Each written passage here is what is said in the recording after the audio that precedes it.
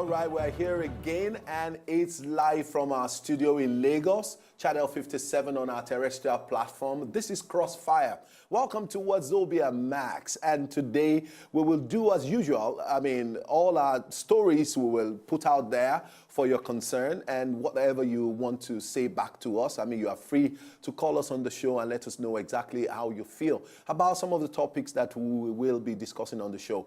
Today, we have a very fantastic package. We'll be discussing about economy diversification in Nigeria and tourism as an option. So do you think tourism can actually become Nigerians' economic mainstay again? If you think so, I mean, it's just your opinion. We have fantastic, wonderful people who have depth of involvement and analysis to help us know if it is possible and the government can actually toll that particular path. Now, before we go on, normally on Crossfire, we like to let you know that we have some trending stories and we quickly run them. But before I do that, Ishoma is in the studio. Ishoma, good morning. How are you? Good morning, Dapo. Good morning, Nigerians. Welcome to Crossfire. I hope you're having a beautiful week, a beautiful, safe week. Okay, what is beautiful about the week when there is no food to eat, when there is no money to spend? The fact that you're alive, the fact that you're not languishing somewhere in a kidnapper's den. Christian, no, this is not Christian. He who has life has something to look forward to. God bless you. And I don't think the economy is as terrible as you're painting it. Oh, really? Okay, anyway. It's not as terrible as you're painting it. Okay, because you have a job, you know, you get your salary, you probably have some businesses going on the side too. There is more to look to. But the environment is there is more to look to aside all that. You know, I've always told you, I hope you know that. I'm a minister of the Federal Republic of Nigeria. I generate my electricity. I provide electricity. Let me I'm the one in charge of roads. I'm in charge of housing. I do security. Let me ask you, Dapo. I have more portfolios than Fashola. Have you noticed any improvements in the power sector recently? Be honest. Because the pipeline. And I can say this. I recall for the past 3 weeks now, we've had electricity, stable electricity. Let's say if you put it together cumulatively, almost 18 hours in a day. Almost 18 hours. In your side? Yes, almost 18 hours. Oh, okay, please, Lagosians, call in on Crossfire. Let us know what electricity. No, don't worry now. They'll tell us tomorrow. We are doing something. we are treating something that has to do with with power and all of that tomorrow. And we hopefully will take thoughts from our viewers to let us know exactly what's happening out there. Now, Navy gets 39 new patrol boats to fight pipeline vandals. Federal government warns fraudsters against using President Buhari's name for fraud. Now, Niger Delta Avengers agreed finally to dialogue with the federal government team that have been sent to that region. There's been a lot of problem in the Niger Delta, and as a matter of fact, a lot of people are getting worried what exactly is the position of government on what is going on in the Niger Delta. So the militant group Niger Delta Avengers has agreed to hold talks with the federal government to resolve the lingering crisis in the region, knowing fully well that, I mean, the Niger Delta Avengers even broke into a lot of fractions and all of that. Now that they know that government is coming to begin to how will I put it, patronize, and the word is patronize them, in the region again. So the spokesperson for the dialogue group, Balaine Agiri, said the NDA has constituted a contact and dialogue group to engage the federal government in meaningful dialogue as part of the initiatives to resolve the crisis. Now, he added that the group was determined to come out with a result that will yield lasting peace, equity, justice, and harmony among all ethnic nationalities in Nigeria. Now, we all know, just like Ishoma is saying, that electricity is become like a bit stable. About 18 hours a day. That's fantastic. Yes. We should celebrate uninterrupted power supply. I mean, if I were... No, I didn't say... I said cumulatively. So that means sometimes they take it, but then within the next 1 hour... They bring it back. Yes. Okay, the Nigerian Navy has added 39 patrol boats to its arsenal in its fight against pipeline vandals in the creeks. Now, this comes barely 6 months after the Nigerian Navy inaugurated 30 of the same class of boats in Port Harcourt, which were built at the Naval Dockyard Limited. Now, the patrol vessels were unveiled in Lagos by the Minister of Defense, retired General Muhammad Dan Ali, who was represented by the Ministry Permanent Secretary, Danjuma Sheni, also inaugurated 45 different makes of vehicles acquired by the Navy to boost its land operations. And they are saying that these vehicles are even available to the Nigerian police, the DSS, in case they need, you know, any of these vehicles. So it's not strictly Nigerian Navy thing. We are hoping, let's work together. I know it sounds good, but I just hope eventually it translates into something really... Isn't this something Nigerians should be happy for? I don't know. I mean, maybe. Okay. We also heard that we have fraudsters out there who are using President Muhammadu Buhari's name, you know, for fraud. I mean, who will fall? Who should fall? I mean, why shall I fall? I shall not fall.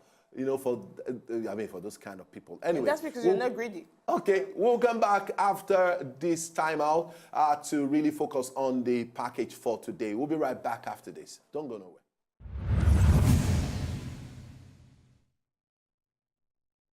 All right, we are back, and it's still Crossfire with Dakpo and Ishoma. We told you before we went on that break that we'll be focusing today on something really very interesting. The government led by President Muhammadu Buhari, has considered economy diversification. And in the bid to help this, tourism has been listed or enlisted as one of the options that will make Nigeria to really get totally, shift focus away from oil and, or oil-related revenues for the government. So we'll be looking at tourism as an option today. Now, tourism in Nigeria, as we speak, the tourism industry is regulated by the Ministry of Culture, Tourism and National Orientation, a Nigerian government ministry, in an attempt to raise the profile of the country's tourism sector. A beauty pageant, the Miss Tourism Nigeria pageant, was created in 2004. In recent years, carnivals have become a major attraction to visitors, particularly in Port Harcourt and Calabar in December of each year. Now, tourism in Nigeria centers largely on events due to the country's ample amount of ethnic groups, but also includes rainforest, savanna, waterfalls, and other natural attractions. Now, the industry suffers from the country's poor electricity, road, and water quality, of virtually everything that we have. Now, the World Travel and Tourism Council estimated revenue to be generated from this industry is put at about $10 billion, and that was way back in 2007. Hopefully, maybe by now we won't feel it if government has cashed in on that. We will account for approximately about 6% of the gross domestic product in Nigeria. Now, let's meet our guest as we go on the show. The first person we'd like you to meet is no other person but the MD and Editor-in-Chief of the National Daily. Is no other person but Sylvester EBHODAGHE. Pleasure. I hope I got that. You did well. You can do better, All right, I can do better. Welcome. I mean, nice meeting you and nice having you on Crossfire this morning. We have another person who is a tourism expert. This is his business, and he opened a company, or he probably launched a platform for people who are actually interested or who wants to enjoy tourism or who wants to do tourism as business, maybe. Now, Travel Next Door is for excursion, private taxis, and hotels and city guides. And let us meet the MD and the founder of Travel Next Door, PELU, AWOFESO. Thank you very much. Have you Welcome to Crossfire. On Crossfire this morning. Thank you so much. It's a pleasure. All right, gentlemen, before we go into tourism, as a matter of fact, let's just mention, a bit, let's just talk a little bit about what is going on. A few hours ago, we still had the only political party in Nigeria that is supposed to be like an opposition party to the ruling party, still had an unsuccessful outing in a convention that is supposed to probably help, facilitate their strength and see if they can actually stand in the position where, we have put them to give, a very proper opposition for the ruling party. But it just didn't work. And so, and you can imagine, it's been celebrated on our newspaper saying Wike won against Rotimi Amechi, and all of that and all of those stories. And I wouldn't know why all of that is happening. But let's take it from here, a few stories. The Navy, they are ready now to help protect our pipelines. And so government is invested into them. They have a lot of, how will I put it, arms and ammunitions and materials, let me put it that way, to really, why has pipeline vandalism, continued for this period, long period of time. We have the Army, we have the Air Force, we have the Navy, we have the Nigerian police, and we even have the civil defense. We have a lot of, military arms, or bodies in Nigeria that could have stopped this, but up till now, we still have it, trending. Sylvester. Well, thank you very much. I'd like to take it from the PDP issue first. Okay. I don't want us to be caught in the web of Rotimi Amechi and Wike. Yes, they've got their differences. But the problem of the PDP is beyond Rotimi Amechi. It's beyond Nyesom Wike. It's about the party not being able to learn from their past mistakes. And as much as we try to see the influence of the powers that be, state actors getting partisan in the issue. But again, when I was growing up, my mom would say to me, if you own a property and you don't value it, the person next door would use it as a trash can. Now, if the PDP don't sit down and bury their differences, sheath their swords, and shift grounds, because clearly if we hold on to our positions, then there's a problem. Yes, Sheriff got into the party, like many have argued. When he was spending his money, didn't you guys know? When he was using his private jet to take you guys from city to city, state to state, trying to reconcile the party, because the party was like an orphan. Exactly. As it were, nobody was standing up to unite the party. He took that responsibility. And now he's asking for a payback. And he is insisting that he had an unwritten agreement with the with the elders of the party, that because of that massive investment he was making at the time, that he was going to be compensated by his interim leadership of the party being converted to a permanent engagement.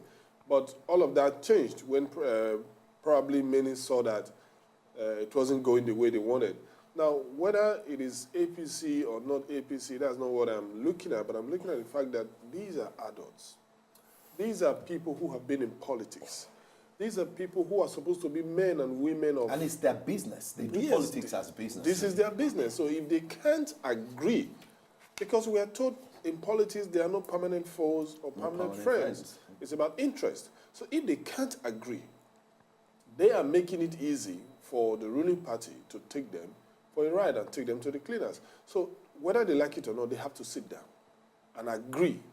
Do you see the party standing, formidable enough to be able to fight the APC, the ruling party in 2019, the way things are going? 2019 is not about PDP fighting APC or any other party.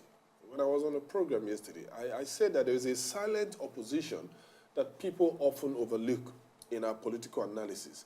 And I said that is the voter.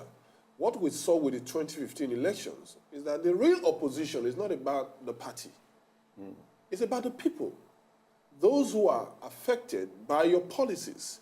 Those who can no longer live the life they want to live because of your actions or inactions. And so when you come back to seek their votes, they're going to punish you. They will collect your money and vote their conscience. We saw it with the 2015 elections. Correct. So the political party standing as an opposition would just be a matter of theory, a matter of structure, just to have a face. But it will be about the people, really.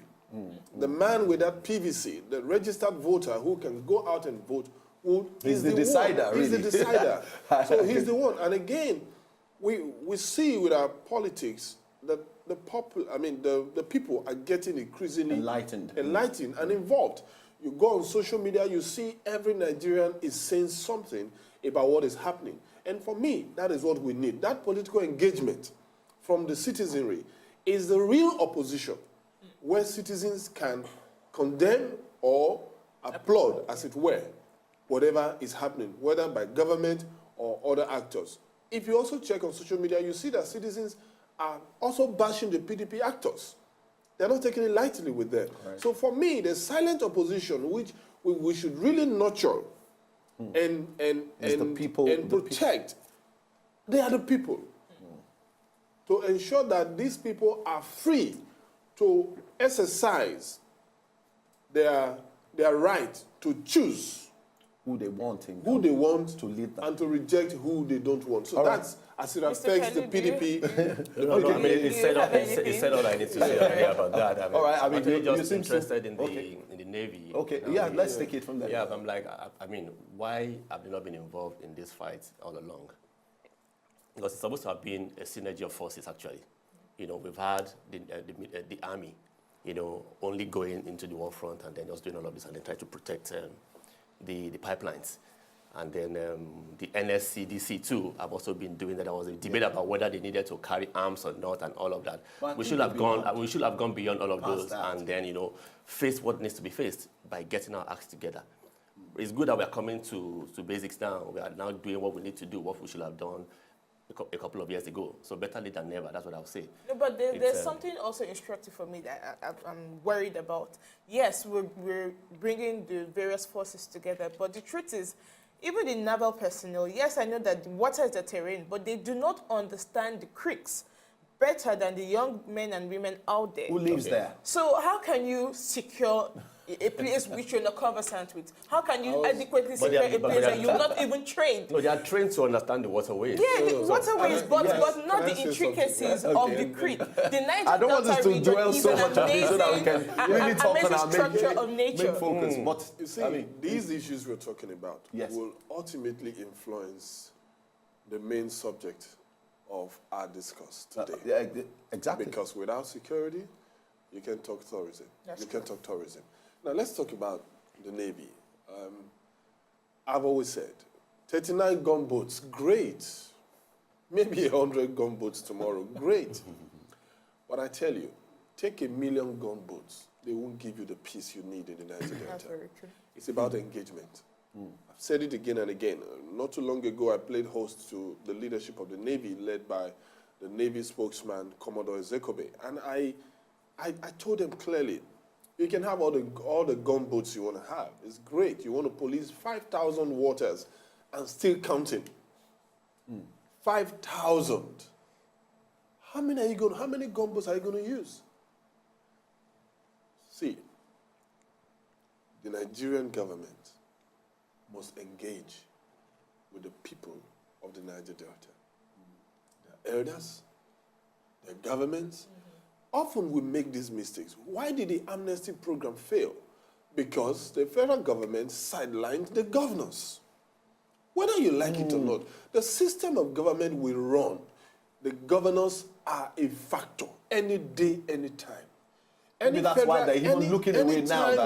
Anytime you ignore the governors, it's not going to work.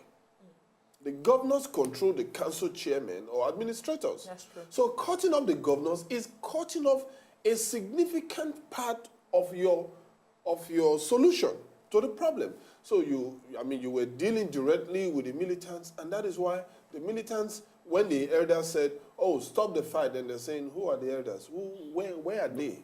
Because they're not aware. What government must do?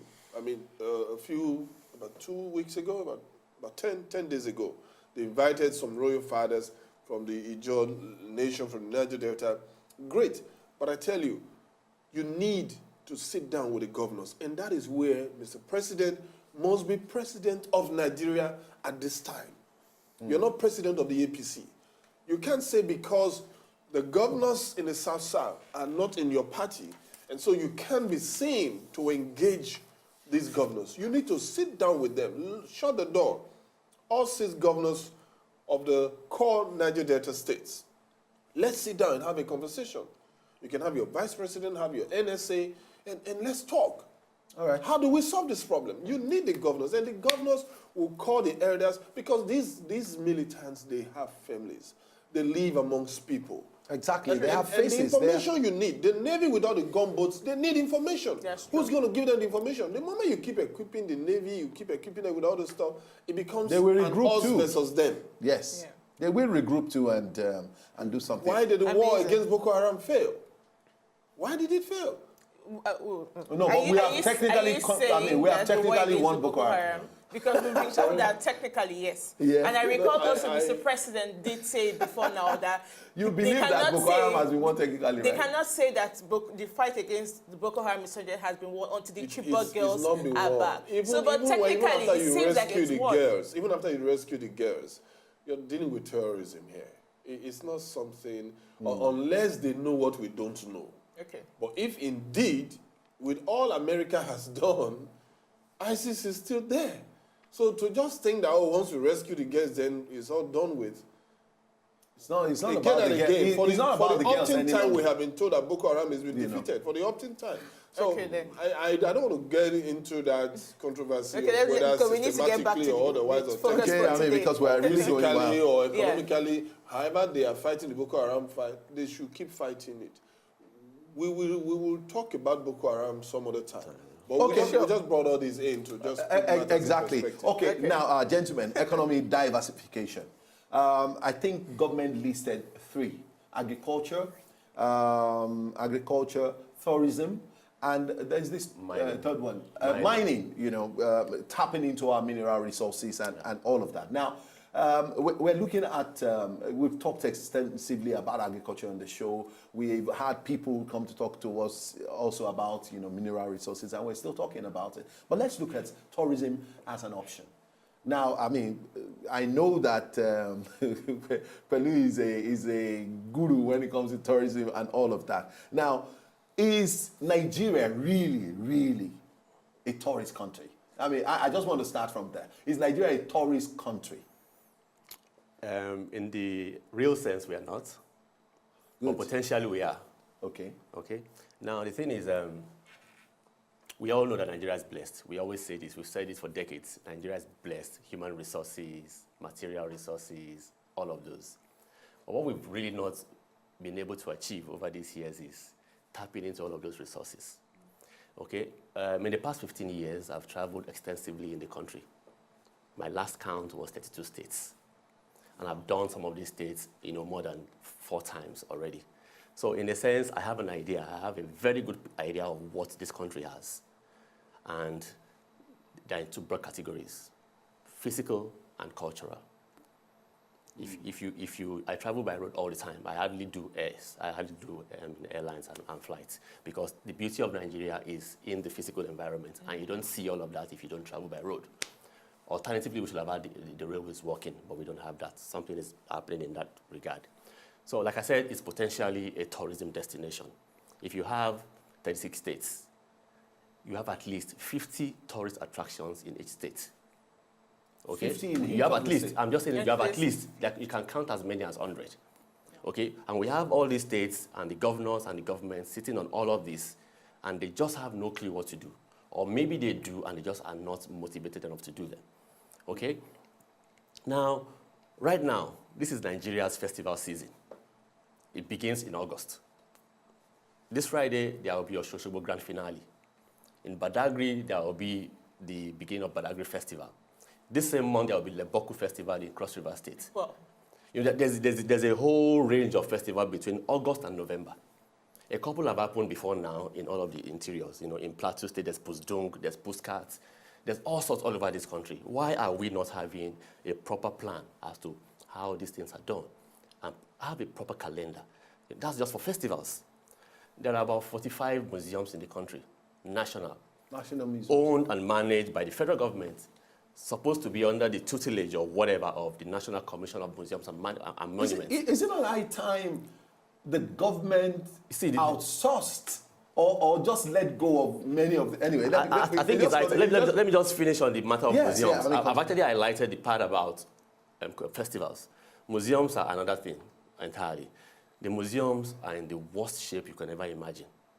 Okay, if we have 40 plus museums in the country and Nigerians are not interested in going to any one of them, there's problem. Oh, no. I used to go to the museum. I used to go to the museum when I was a child. Mr. Pelu, when you say Nigerians are not interested, what are the factors? Why are Nigerians not interested? I know we've not made them appealing enough. Challenge. There's no. When we talk about museums, we are not talking about security or insecurity. Okay. It's about making a cultural institution suitable enough for people to go in there and learn. But do you know museums are about learning? I recall when I visited the National Museum here in Lagos, and I went with some friends and some family friends, and when we got to see some of the sculptures and the art of some of the various kingdoms, people are like, oh, don't go close to that. It looks like a demon. So don't you think it's because Nigerians also Nigerians were highly religious people. So don't you think one of the problems we're having is because a lot of people associate worship of idolatry with some of these cultures. So a lot of people tend to stay back rather than appreciate some of this cultural heritage, because a lot of people look at it as worshipping idols or idolatry. So don't you think that's another problem? It is in a sense, yeah, but that does not account for all of the problems of the museums. Okay, museums have, they actually have themes. If you go to a museum, you won't find only the objects. They actually have themes that run across, for a couple of months. So the thing is when you go into the museum, the environment does not even appeal to you. Let me give you an example. There's a National Gallery of Art inside the National Museum, inside the National Theatre. I was there recently with a couple of tourists. We wanted to go into the National Gallery of Art on a weekend. It was locked. We had to plead with the security guys. We have tourists here. We need to go in there and see what's in it. And eventually it was opened. What did we find? A gallery in darkness. A gallery where all the best of Nigerian artists have their works, in the gallery. But it's dusty. They've been there for God about 40 years. Nobody has time. The works of Sir Bruce Onobrakweya is there. The works of Mokwaye is there. Mokwaye is no longer available. Is no longer here. There's the Sam Oko. There's a sculpture of masquerades. Those are fantastic things. Right in the front of the National Gallery of Art, it's rusted, it's corroded. Those are national monuments, for God's sake. Those are things we don't understand. And we don't seem to really understand that, this is the future. Nigeria is the destination of the future. The earlier we began to realize that, the better. It's good the government is trying to pay attention to tourism, but it's not even doing it the right way. Okay. All right. We'll quickly go on a short break. When we come back, we'll take thoughts from Sylvester. What's his position on this? Because he's been quiet listening to the tourist guru, and the tourist expert, as it were, in PELU. We'll be back. To enjoy more of these our Ogbonge videos when you just watch, press this button to subscribe on top of our YouTube page. You go love her.